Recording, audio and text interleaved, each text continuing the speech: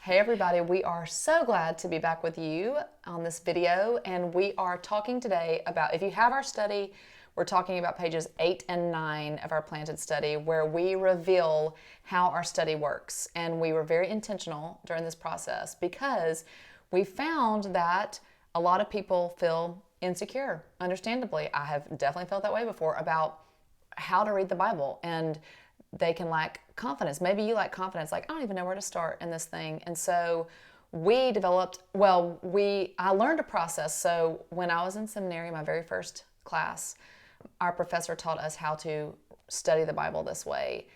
And I was like, why has no one ever taught me how to study this way before? So we expanded on that learning experience and simplified it so that we could bring it to the table so that you could learn a very simple way to walk through, no matter what passage of scripture you read, the process that we have put in those pages is applicable, which is exciting. It is exciting. So I remember being 13, right? You talk about your experience in school. I remember being 13, and the church I was going to, like, there was a transition, and this particular pastor was really good at like breaking things down, and I thought, ooh, I want to know how to do that for myself. And so in my own way at 13, I did the best that I could and have just really found such joy in figuring out my thing, right? Not somebody else's thing, because it might work for them, but determining what is going to work best for me when I sit down and try to hear from the Lord and read scripture, and like, what do I do with this? Like, coming up with a way that works for me. And so this is a way that we have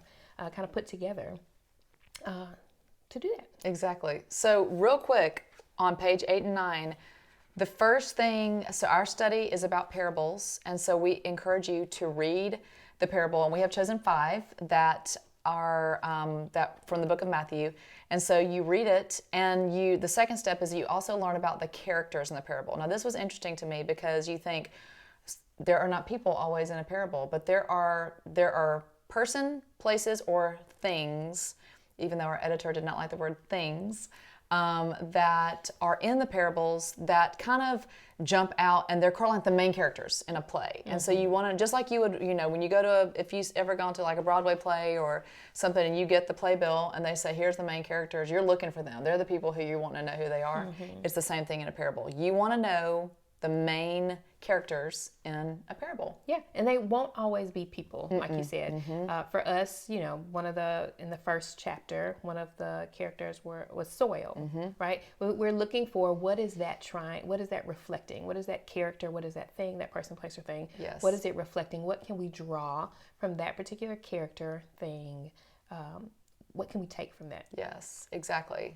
So the third step is about reading the scriptures located immediately before and after the passage, which is really, really important. Okay, so when the Bible was created, this is a cool little story. There was this group of people who got together and all these scriptures, and they said, how are we going to lay this out?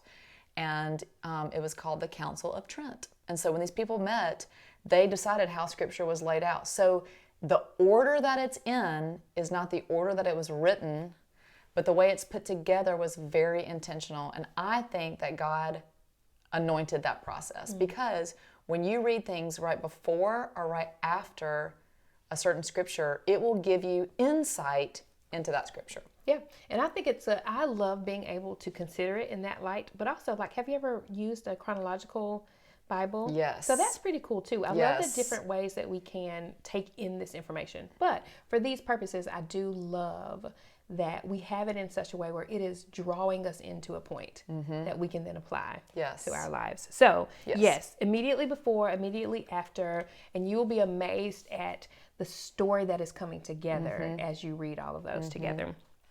4 is you want to discover more details about the passage. And so we explore the details that will bring, they're like extra things. Maybe we've used additional resources to bring to light more of the points that are being highlighted in the scripture, the focus scripture, and those supporting passages. And we learned a lot. I mean, the wedding banquet parable, it might be my favorite. You wait till y'all read that. We were like, this can't be real. This can't be true. Do we share this? I mean, Or really. we're like, do we share all of this? Yes. So there's some stuff that we were like, wow. And really there's some references, resources. The thing in the bag that points you to the smart books. You can tell. boy, you're going to want to read some of those.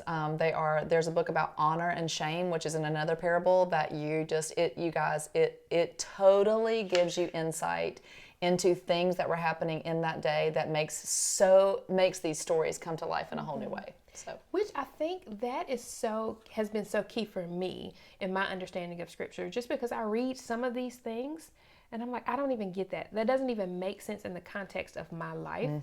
But boy, does it bring it to life when you realize what was happening then in that context. Now I can get an understanding of what was going on and how that might apply in my life. So I love being able to do that. I love it too. The last one, 5, is application questions. So as we'll talk about over and over again, this is really all about, reading Scripture, learning Scripture, but then what are we going to do with it, right? How does this apply to our worlds, our lives? And so these questions are meant to make you pause. Ask yourself, what does this look like in my life? Absolutely. And the application questions are all based on themes that run throughout Scripture. And next week, we're going to have a video about that section of our study where we highlight 6 biblical themes. And then these questions are meant to help you sort of get those themes in your head so that as you're reading Scripture, you have that in your back pocket. And they are very much about your day-to-day life. I love what you said too, that the things that we learned in step 4 about more details, that you were like, how does this all apply to my life? That's exactly why we said, what do you do with all this now that you know it? What next step can you take as a result of learning all of this? Yeah. So as always, thank you so much for being on the journey with us. This is, again, how our study works. And so if you have it, I hope that you have already started that and you're already applying those things. But if not, hopefully you can get a copy. And, yes, seekingeden.org. Yes, and so we look forward to hearing from you all about what you think. Yes, I hope you guys have a great day. Bye.